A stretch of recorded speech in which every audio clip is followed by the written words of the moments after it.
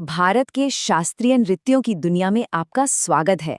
यहाँ ना हर एक कदम एक कहानी कहता है और हर एक इशारा एक कविता बन जाता है। ये सिर्फ डांस नहीं है, बल्कि अनुशासन, कहानी और भक्ति का एक खूबसूरत संगम है। तो एक सवाल उठता है ना? क्या डांस का मतलब सिर्फ एंटरटेनमेंट है या इसके पीछे कुछ और भी गहरा है? आज हम यही जानेंगे कि भारत की ये क्लासिकल कलाएं कैसे एक परफॉर्मेंस से कहीं ज्यादा हैं। चलिए इस सफर की शुरुआत करते हैं। सबसे पहले चलिए ये समझते हैं कि आखिर किसी डांस को क्लासिकल या शास्त्रीय बनाता क्या है। मतलब इसकी जड़ें कहाँ हैं और इसकी पहचान कैसे होती है। देखिए, भारत में संगीत नाटक अकादमी ने 8 डांस फॉर्म्स को शास्त्रीय नृत्य का दर्जा दिया है। ये वो कलाएं हैं जिनकी जड़ें हमारे प्राचीन ग्रंथों से जुड़ी हैं और जो सिर्फ बॉडी मूवमेंट नहीं बल्कि तकनीक और भक्ति का एक बहुत ही गहरा मेल है। और कमाल की बात यह है कि इन सभी अलग अलग डांस फॉर्म्स को एक ही किताब एक सूत्र में पिरोती है, और वो है नाट्यशास्त्र। भरत मुनि का लिखा ये ग्रंथ इन सभी कलाओं का आधार माना जाता है।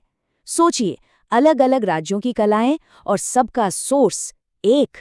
तो चलिए अब भारत के इन 8 शानदार क्लासिकल डांस फॉर्म्स की एक छोटी सी यात्रा पर निकलते हैं। हर एक का अपना एक अलग अंदाज है, अपनी एक अलग कहानी है। सबसे पहले बात करते हैं तमिलनाडु के भरतनाट्यम की। इसे भारत का सबसे पुराना क्लासिकल डांस माना जाता है, जिसे पहले सधिर अट्टम भी कहते थे। और फिर है उत्तर प्रदेश का कथक। इसका नाम ही कथा यानी कहानी से बना है। ये अपने बहुत ही तेज फुटवर्क और चक्करों के लिए दुनिया भर में मशहूर है। अब जरा दक्षिण की ओर चलते हैं, केरल में कथकली की तरफ। ये एक तरह का ड्रामा डांस है जिसमें कलाकार बड़े बड़े मुखौटे और भारी मेकअप के साथ बिना कुछ बोले पूरी कहानी बयां कर देते हैं। वहीं आंध्र प्रदेश का कुचिपुड़ी डांस और ड्रामा का एक अनोखा मिक्स है। इसकी एक खास बात पीतल की थाली के किनारों पर खड़े होकर डांस करना है। केरल से ही एक और बेहद खूबसूरत डांस फॉर्म है मोहिनी अट्टम। ये खास तौर पर महिला डांसर करती हैं और ये भगवान विष्णु के मोहिनी अवतार को समर्पित है। और अब चलते हैं पूरब में उड़ीसा के ओडिसी की तरफ।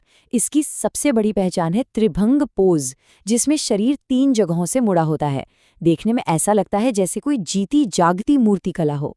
नॉर्थ ईस्ट में मणिपुर का मणिपुरी डांस है, जिसका मेन थीम राधा कृष्ण की रासलीला है। इसमें कलाकार एक खास तरह की स्कर्ट पहनते हैं जिसे कुमिल कहा जाता है। और आखिर में असम का सत्रिया, जिसे महान संत शंकर देव ने वैष्णव धर्म के प्रचार के लिए शुरू किया था।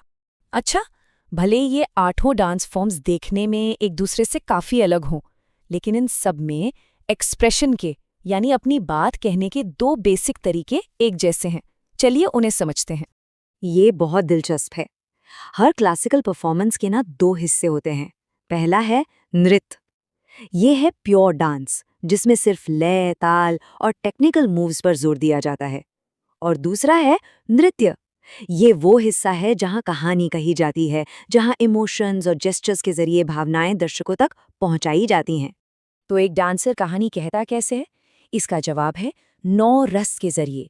ये 9 तरह के बेसिक इमोशंस हैं, जैसे श्रृंगार यानी प्यार, वीर यानी बहादुरी और रौद्र यानी गुस्सा। कलाकार अपने चेहरे और शरीर के हाव भाव से इन्हीं 9 रसों को दिखाते हैं। सही मायनों में यही इन नृत्यों की आत्मा है।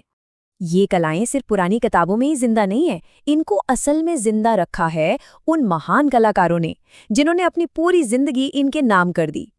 इन परंपराओं को कई महान कलाकारों ने आगे बढ़ाया है, जैसे भरतनाट्यम में रुक्मिणी देवी अरुंडेल, कथक में लेजेंडरी पंडित बिरजू महाराज, कुचिपुड़ी में यामिनी कृष्णमूर्ति और ओडिसी में गुरु केलुचरण महापात्रा।